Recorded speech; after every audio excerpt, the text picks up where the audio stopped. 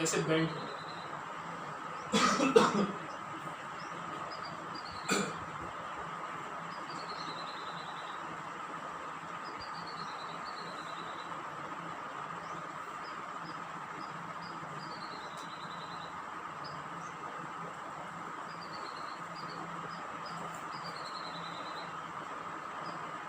तो बेसिकली मेरा अप्रोच क्या था, मेरा अप्रोच ये था कि भाई classical method of viewing force is not so justified,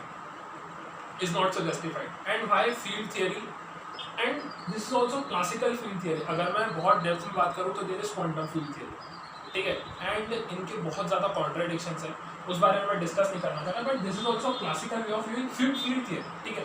हम फील्ड थियरी के थ्रू डिस्क्राइब करते हैं कि बेसिकली फोर्स क्या चीज़ है। तो पहले तो मैंने ये डिस्क्राइब किया कि जब मैक्सवेल ने ये चीज़ कंक्लूड हुई कि लाइट एक इलेक्ट्रोमैग्नेटिक वेव है, इलेक्ट्रोमैग्नेटिक वेव की प्रॉपर्टी क्या है, हाउ दे आर इनसेपरेबल, तो उस एनालॉजी में हमने देखा कि space time are also inseparable. अब ये चीज़ बोलना कि यार ब्रेक लगाने पे गाड़ी रुकती है, ये कितनी आम बात है लोगों के लिए, वैसे ही अब साइंटिस्ट लोगों के लिए स्पेस टाइम बोलना उतनी आम बात हो गई, ठीक है। मैं गाड़ी चला रहा हूँ, मैं ब्रेक लगाऊंगा, गाड़ी रुक जाएगी, मेरे लिए कितनी आम बात है, ऐसा कुछ नया नहीं लगता सुन के। तो ठीक लोगों को अब स्पेस टाइम सुनते हैं, मतलब मैं साइंटिस्ट जो अब इस फील्ड में काम कर रहे हैं, तो स्पेस टाइम कुछ आउट ऑफ द बॉक्स नहीं लगता है। वो आउट ऑफ द बॉक्स था when special theory of relativity got invented, मतलब 1905 में जब ये पहला प्रपोजल रखा गया, टिल 1916 जब फाइनल पेपर पब्लिश किए गए इसके, तो तब एक स्पेस टाइम बहुत बहुत बड़ा रिवॉल्यूशनरी आइडिया था, एंड अब तो साइंटिस्ट लोगों के लिए बहुत बहुत कॉमन चीज़ बन गई, ठीक है। तो अब मैं बेसिकली बात करना चाहता हूँ इक्वेशन की, ठीक है, कि क्या है थियरी ऑफ रिलेटिविटी की इक्वेशन। तो अभी यहाँ से मैंने समझाया कि स्पेस टाइम कर्व कैसे होता है, एंड अगर you want to mess with time, ठीक है, मैं आपको बता रहा हूँ कि अगर like I am giving you a kind of time travel idea, you want to mess with time, you have two things to do, one is velocity and one is gravity, ठीक है। either you can travel to speed of light and alter your time, या तो you can stay, ठीक है। if you are sort of a lazy person and you don't want to travel with speed of light, ठीक है, तो you can stay, आप कहाँ रुक सकते हो, you can stay near a gravitational field of black hole, ठीक है। एक मैं थियोरेटिकल कंसेप्ट दे रहा हूँ आपको कि कैसे एक क्लोज लूप टाइम ट्रैवल हम जनरेट कर सकते हैं। तो if you want to mess with time, तो हमारे पास दो पैरामीटर्स होते हैं, one is gravity and other one is velocity, ठीक है। तो बात करते हैं आइंस्टीन की थ्योरी ऑफ रिलेटिविटी की इक्वेशन। तो इक्वेशन लिखता हूँ, R mu minus half R ji mu plus g mu equals to 8 pi G c की पावर 4 टी, ठीक है। तो ये बेसिकली आइंस्टीन की थियरी ऑफ रिलेटिविटी की इक्वेशन, ठीक है। लाइक सो मच फैसिनेटिंग, ना देख के ही ऐसा लगता है कि क्या इक्वेशन। मैं बता रहा हूँ ये क्या लिखा है, R mu minus half R ji mu plus this is lambda G mu plus 8 pi, this is nothing but old fashion gravitational constant by C की power 4, and this is stress energy momentum tensor and mu, ठीक है।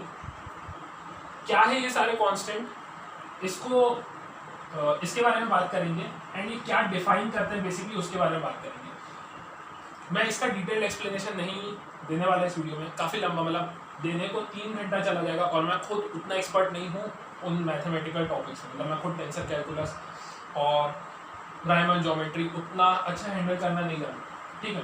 तो मैं सिर्फ आपको ये बता सकता हूँ कि ये टर्म्स क्या डिफाइन करते हैं और एक बेसिक रिलेशन क्या है, ठीक है। तो ये दिखने के लिए एक इक्वेशन दिख रही है, but basically it is set of 10 equations. मतलब जहाँ तक आई रिमेंबर 1916 में ये रिलेटिविटी की इक्वेशंस जब आई, तो it is not just one equation, ये बेसिकली 10 इक्वेशन का सेट है। कैसे देखते हैं, पहले तो मैं टर्म्स डिफाइन कर देता हूँ कि क्या, ठीक है। इसको बोलते हैं रिचीज कर्वेचर टेंसर, ठीक है। Now this R with subset indices is different from this R, ठीक है। This R is nothing but scalar curvature, ठीक है। इस आर को बोलते हैं scalar curvature and this R with indices mu and mu it's which is curvature tensor, ठीक है। इस जी की बात करें, दिस जी म्यू म्यू की बात करें, ठीक है, तो this describes basically metric tensor,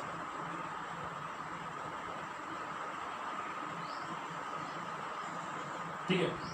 मैं इस कांस्टेंट की बात करूं, इसको बोलते हैं कॉस्मोलॉजिकल कांस्टेंट,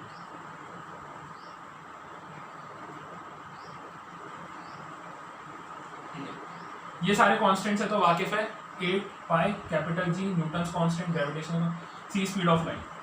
ये जो टी म्यू म्यू दिख रहा है इसको बोलते हैं stress energy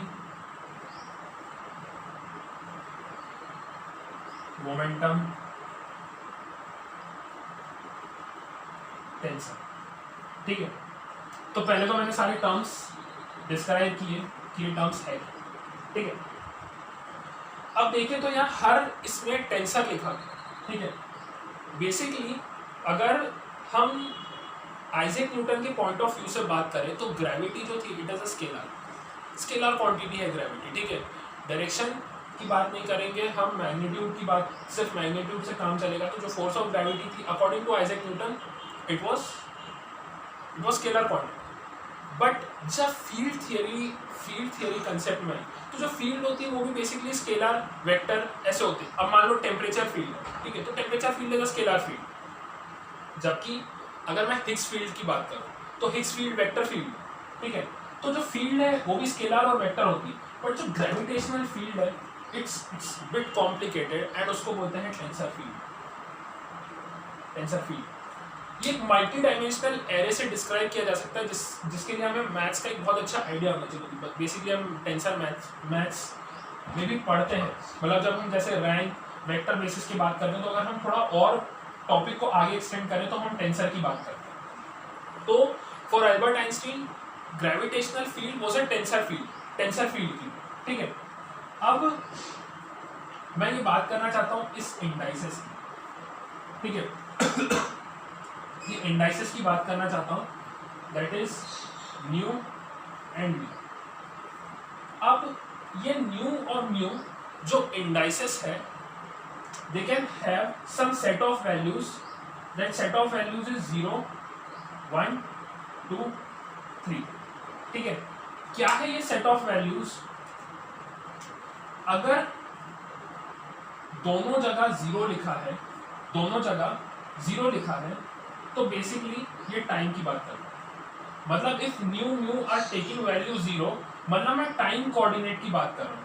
and if they are taking 1 2 3, इसका मतलब मैं x y और z की बात कर रहा हूँ। तो बेसिकली न्यू और म्यू जो इंडाइसेस है they can have value 0 1 2 3। 0 is assigned to time, 1 is assigned to x axis, 2 is assigned to y and 3 is assigned to z axis. Basically 3 are assigned for spatial coordinates and 1 is assigned for time coordinates. तो बहुत लोगों को ये लगता है कि अगर मैं ग्रिड फॉर्म करूँ, बेसिकली न्यू और म्यू का एक ग्रिड मैट्रिक्स हम बना सकते हैं 4x4 का। अगर हम देखें 4x4 का ग्रिड मैट्रिक्स अगर हम ड्रॉ करते हैं तो बहुत लोगों को ये लगेगा कि न्यू की 4 वैल्यूज हो सकती है 1 2 3 4 और म्यू की भी 4 वैल्यूज हो सकती है। तो अगर हम देखें तो टोटल 16 वैल्यूज का पॉसिबिलिटी जनरेट होती है न्यू और म्यू की।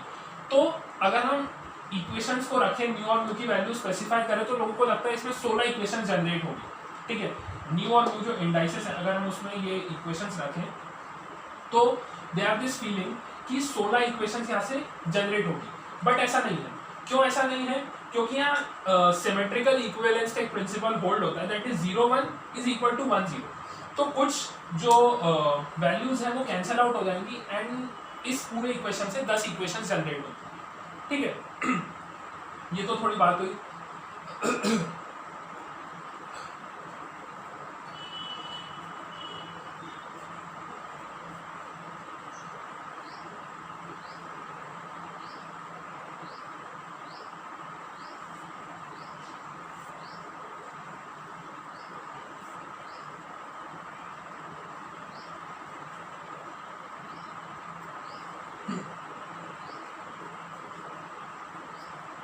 तो अब अगर हम इन टर्म्स को देखें, इस इक्वेशन में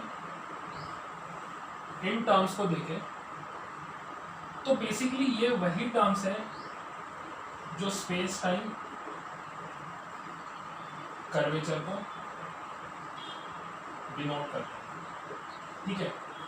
और ये जो टी, न्यू और म्यू है बेसिकली एनर्जी है। अब ये बात तो अभी तक क्लियर हो गई है कि E is equal to m c square से हम बोल सकते हैं कि अगर एनर्जी है तो बेसिकली मास डेंसिटी भी है, मास एनर्जी है तो मोमेंटम है, मोमेंटम है तो डेंसिटी है, प्रेशर है, ठीक है। तो आप रिलेशन देखें, तो स्पेस टाइम कर्वेचर और ये जो स्ट्रेस एनर्जी मोमेंटम टेंसर है ये मास एनर्जी और डेंसिटी प्रेशर को रिलेट कर पा रहे हैं, मतलब how space time curvature affects energy. तो मैं फटाफट कुछ वैल्यूज, पॉसिबल वैल्यूज न्यू और म्यू की रख के बताता हूँ कि कैसे फर्क पड़ता है। तो अगर हम न्यू और म्यू दोनों की वैल्यू 0 0 रखते हैं, मतलब हम सिर्फ अगर टाइम कोऑर्डिनेट के हिसाब से बात करें तो यहाँ भी जो वैल्यूज होंगी वो 0 0 की होगी, ठीक है। तो जो हमारा एनर्जी फ्लो है वो टाइम के रिस्पेक्ट में डिफाइन किया जा सकता है, मतलब जब R 0 0 होगा और यहाँ स्ट्रेस एनर्जी मोमेंटम में न्यू और म्यू की वैल्यू 0 0 होगी तो बेसिकली वो स्पेस टाइम कर्वेचर और एनर्जी का रिलेशन दे रहा होगा। मतलब हमने देखा था कि जैसे जो इक्वेशन थी, गॉसियन इक्वेशन थी इलेक्ट्रोमैग्नेटिक फील्ड में, तो उसमें जैसे करंट डेंसिटी है तो how current density flows with respect to time, वैसे ही स्पेस टाइम कर्वेचर में ये टाइम कोऑर्डिनेट्स में एनर्जी का फ्लो बताता है। मतलब ये स्टैटिक कंसेप्ट नहीं है एनर्जी का, ये एनर्जी का फ्लो है। इट इज लाइक फ्लक्स जिसको हम बोलते हैं। तो ये फील्ड में एनर्जी का फ्लक्स कैसा है वो न्यू और म्यू की 0 0 वैल्यू रखने पर यहाँ स्ट्रेस एनर्जी मोमेंटम में एनर्जी को डिफाइन करता है। अब अगर मैं बात करता हूँ 1 0 की, मतलब कुछ एक एक्सेस पकड़ के चलता हूँ, मैं 1 0 की बात करता हूँ और यहाँ अगर मैं 1 0 की बात करता हूँ तो आप देखें एक टाइम कोऑर्डिनेट है, एक स्पेस कोऑर्डिनेट है। अगर 1 लिखा है तो एक्स कोऑर्डिनेट मान के चल रहे हैं, एक टाइम कोऑर्डिनेट है और एक स्पेस कोऑर्डिनेट है। मतलब बेसिकली ये स्पेस टाइम ऑब्जेक्ट को कैसे स्ट्रेच कर रहा है, क्योंकि एक 1 है एक टाइम है। तो अगर हम देखें कि स्पेस टाइम कैसे स्ट्रेच हो रहा है बेसिकली, तो ये रिलेशन देता है स्पेस टाइम कर्वेचर और प्रेशर का। This give relation between pressure and space time curvature. मतलब एक मास एंड और एनर्जी जब स्पेस टाइम को बेंड करते हैं तो एक कोऑर्डिनेट में, मतलब एक्स कोऑर्डिनेट में और टाइम कोऑर्डिनेट में क्या जनरेट होता है, बेसिकली प्रेशर जनरेट होता है। वो प्रेशर का रिलेशन देता है 1 0।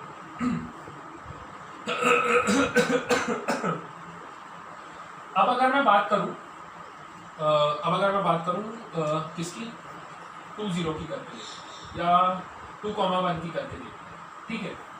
तो ये क्या देता है, अगर 2 0 की अगर मैं मान के चलता हूँ, अगर मेरे को बताना है कि how space and time are tangled and it rotates in inseparable manner, तो 2 0 मान के देता है। तो बेसिकली ये स्पेस के परपेंडिकुलर ऑर्थोगोनल तरीके से है और जो टाइम है वो मतलब स्टिल 0 जो है वो टाइम कोऑर्डिनेट डिफाइन करेगा और यहाँ भी 2 0 आएगा। तो ये चीज आपको बताता है कि किसी मास के कारण एनर्जी, मास और एनर्जी कैसे आपस में टैंगल्ड होते हैं and they are so inseparable because 1 0 pressure generate करता है एंड 2 0 मास एनर्जी इक्विवेलेंस बताता है यहाँ, ठीक है।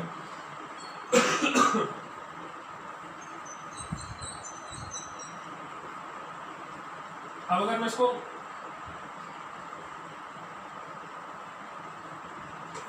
सोचने की कोशिश करूं,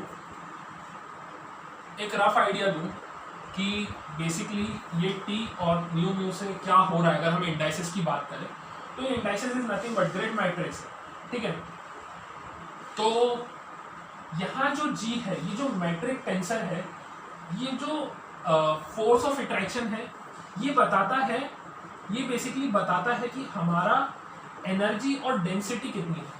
कि मैं कॉन्सेप्ट क्यों डिस्कस कर रहा हूँ, तो अगर मैं एक रफ आइडिया दूँ इसको बात करने के लिए, तो अगर नहीं पता कि ब्लैक होल कैसे फॉर्म होता है, तो मैं फटाक से एक रिव्यू देता हूँ जैसे ब्लैक होल फॉर्म होता है, मैं क्या बात करने की कोशिश कर रहा हूँ।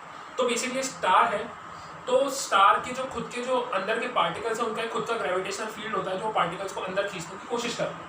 बट स्टार के अंदर खुद में कुछ प्रोसेस चल रही होती है, उसको जिसको रेडिएशन प्रोसेस बोलते हैं, वो बाहर की तरफ प्रेशर लगाती है जो स्टार को बेसिकली स्टैटिक पोजीशन में रखती है। अब वो रेडिएशन प्रोसेस कब तक चलती है, जब तक फ्यूजन होता रहता है हाइड्रोजन से हीलियम, हीलियम से सिलिकॉन, सिलिकॉन से जो भी जितने भी एलिमेंट्स हैं, तब तक जब तक आयरन कोर नहीं पहुंच जाता। जैसे ही फ्यूजन होके it takes so many years, और जैसे ही आयरन कोर पहुंच जाता है, बेसिकली रेडिएशन प्रोसेस स्टॉप हो जाता है। और जैसे ही रेडिएशन प्रोसेस स्टॉप हो गया, तो कोई काउंटर फोर्स नहीं है जो बाहर के फोर्स को काउंटर कर सके, मतलब ग्रेविटेशनल फोर्स को काउंटर कर सके। तो बेसिकली मतलब मान के चल रहा हूँ कि कितनी स्पीड ऑफ लाइट से डिक्रीज होता है, क्वार्टर स्पीड ऑफ लाइट से सारा मास जो है अक्यूमुलेट होने लगता है, मतलब सारा मास अंदर की तरफ गिरने लगता है। It is it's own gravitational field जो उसको अट्रैक्ट करने की कोशिश करता है।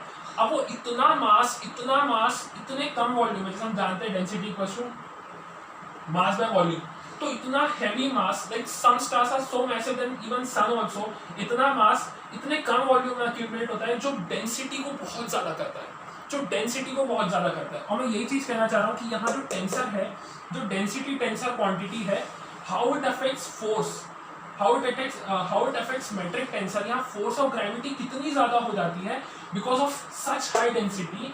मतलब एक पॉइंट पे आके अगर मैं इसको इनफाइनाइटेसिमली स्मॉल कर दूं, अगर वॉल्यूम टेंड्स टू 0 तो density tends to become infinite, ठीक है। अगर ग्रेविटेशनल फील्ड के कारण, ग्रेविटेशनल फोर्स के कारण अगर सारा मास अक्यूमुलेट हो जाता है which is tending to volume 0, gives rise to density of infinite value. अब यहाँ से हमें रिलेशन समझ में आता है कि ये जो जी है, यहाँ से जो डेंसिटी टेंसर क्वांटिटी है, तो बेसिकली मैं यही चीज क्लेम करना चाह रहा था कि why black hole has such an enormous gravity, like to an extent we can't even imagine.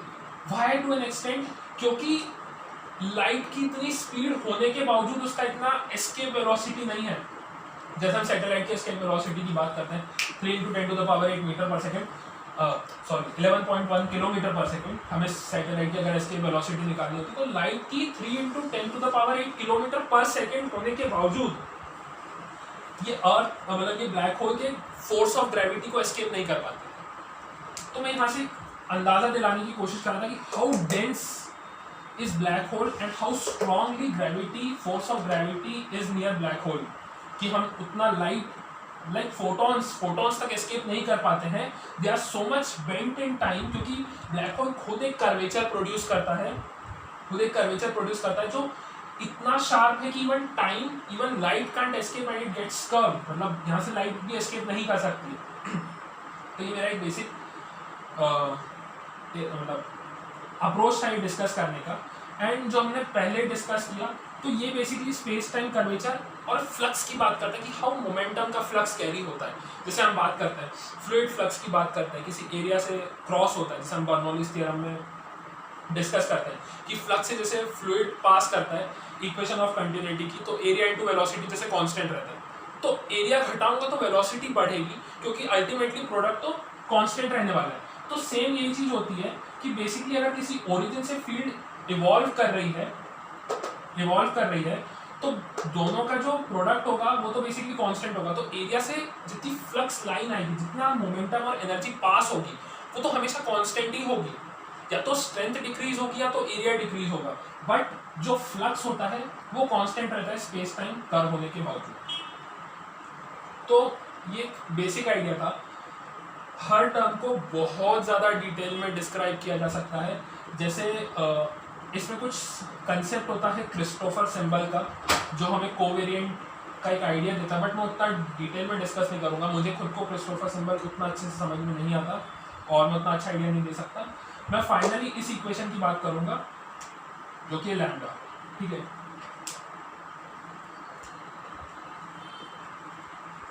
Dark matter constant,